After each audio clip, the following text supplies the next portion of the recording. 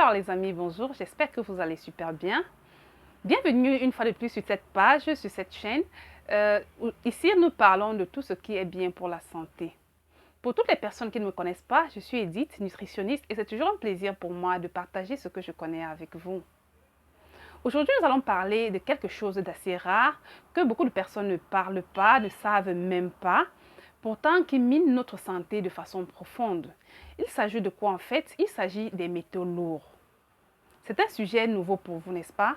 Mais sache que les métaux lourds peuvent gravement faire gaffe pour notre santé. C'est la raison pour laquelle j'ai décidé aujourd'hui de vous en parler, afin que vous puissiez prendre note, d'éviter également et surtout de soigner ou bien de guérir les maux causés par des métaux lourds, si c'est déjà le cas chez vous.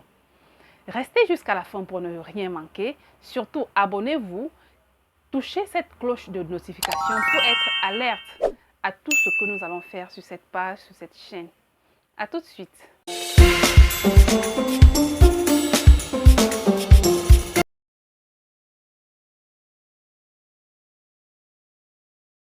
Alors, le sujet que nous allons parler aujourd'hui, c'est les métaux lourds. Comme je vous ai dit précédemment, les métaux lourds, c'est un sujet assez peut-être banal pour vous, mais sachez-le, si vous ne faites pas attention, ce simple mot ou bien ce mot assez irrégulier peut vous causer de graves ennuis de santé dans votre organisme.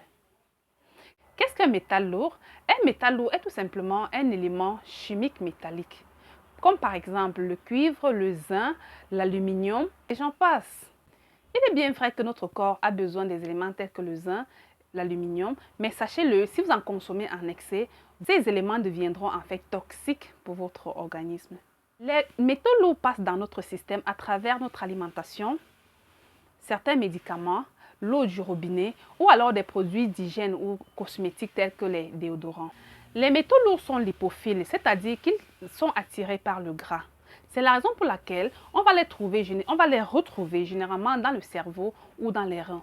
Mais cela ne veut pas dire également qu'ils ne se retrouvent pas dans les os, dans le poumon ou bien dans le foie. Tout d'abord, en grande quantité dans l'organisme, les métaux lourds contribuent au stress oxydatif, ce qui multiplie les radicaux libres dans l'organisme. Les radicaux libres sont tout simplement des oxydants, c'est-à-dire des éléments qui provoquent le vieillissement de notre corps. Heureusement, notre corps sait se défendre contre ces éléments en produisant par lui-même ses propres antioxydants.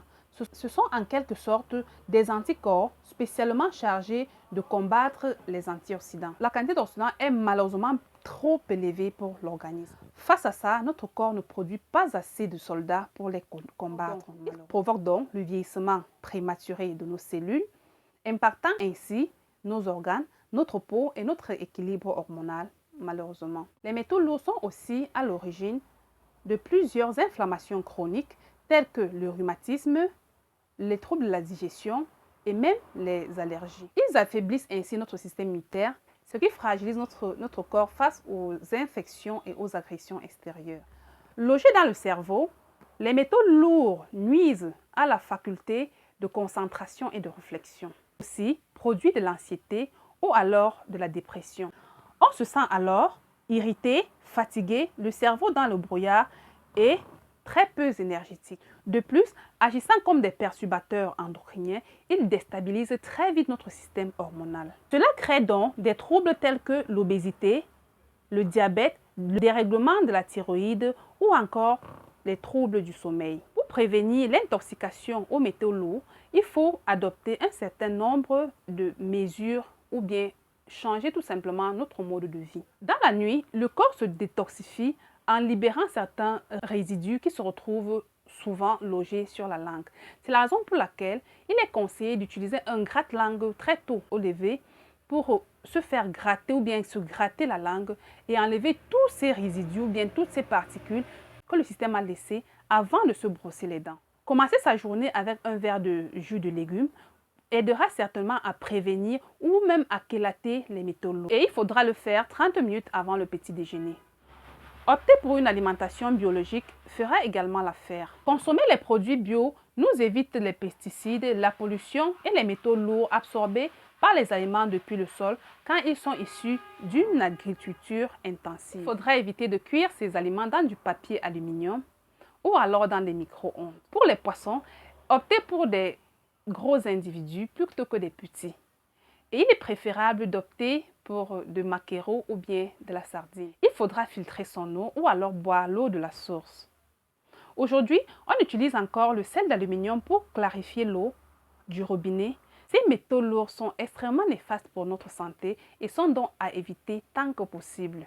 Il faut également éviter la cigarette parce que seulement la fumée de la cigarette contient énormément de métaux lourds tels que le nickel, le cadmium et le plomb. De plus, la cigarette contient des radicaux libres. Une fois introduite dans le corps, elle contribue à la dégénérescence prématurée de notre système. Pour prévenir l'intoxication et favoriser la libération des métaux lourds de notre système, on privilégie donc les aliments qui ont la capacité à capter tout simplement les métaux lourds ou alors à les décoller de nos tissus dans l'organisme.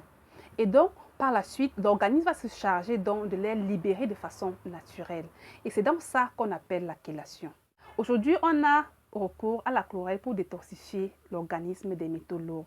C'est une algue verte similaire à la spiruline, mais qui contient de la chlorophylle. Ceci lui confère une efficacité plus prononcée contre les métaux lourds.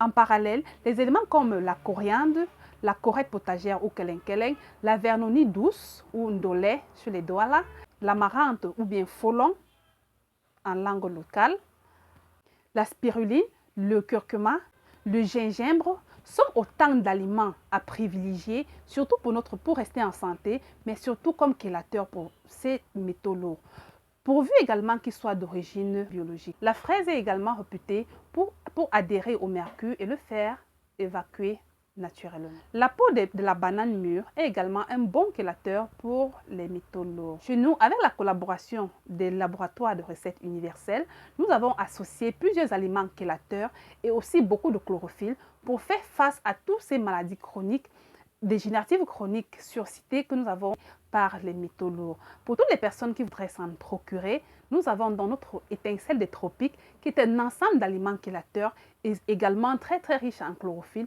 qui nous aide ainsi à prévenir et à pallier à bon nombre de maladies dégénératives chroniques.